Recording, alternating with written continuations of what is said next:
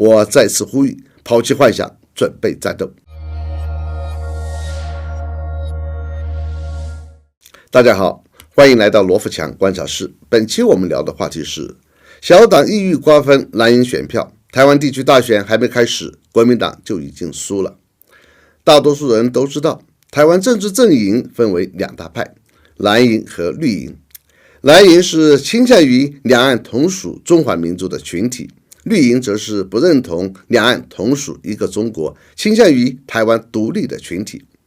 从目前的政治局势来看，国民党是蓝营的代表性党派，还有诸如亲民党、民众党之类的小党派。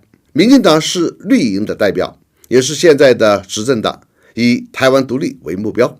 台湾地区两党轮流执政的局面是从2000年开始的，这是当时的国民党主席所谓的总统李登辉为了谋划台独、开放党禁的重大决策。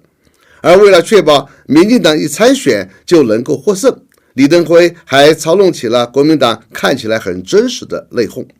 他推荐声望很高的连战作为候选人，然后声望更高的宋楚瑜很生气，以独立人身份参选，这样就成功的把支持国民党的选票一分为二。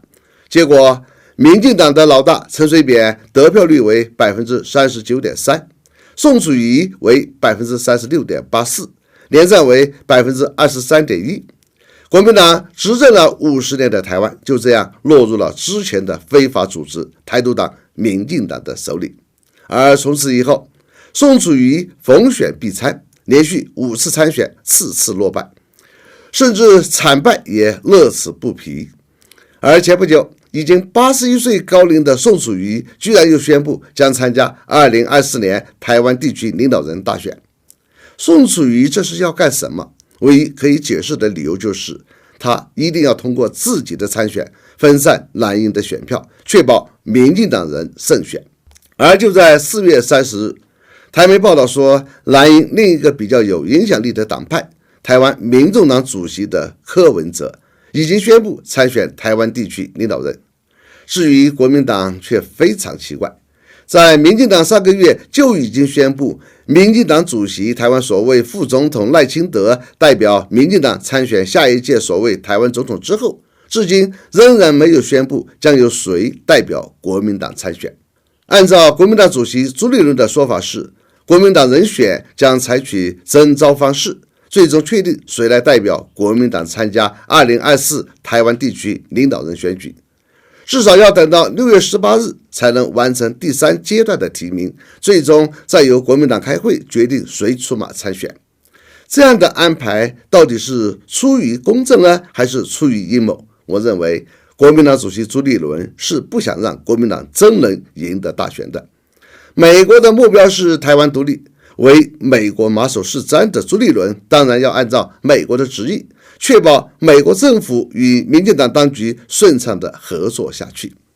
朱立伦这样故意拖延确定参选人的目的，就是为了制造国民党内部的斗争和分裂，让呼声最高的新北市长侯友宜、富士康老板郭台铭两人相互争斗，给国民党选情制造更多不利因素。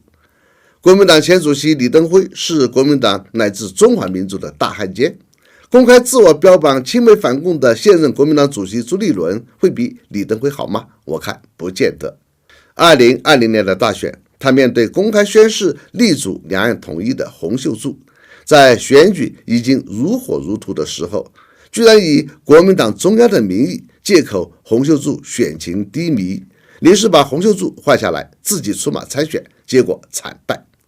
明年的台湾地区领导人大选，事实上已经开始了。这一次分掉蓝营选票的参选人，除了宋楚瑜，又多了一个柯文哲。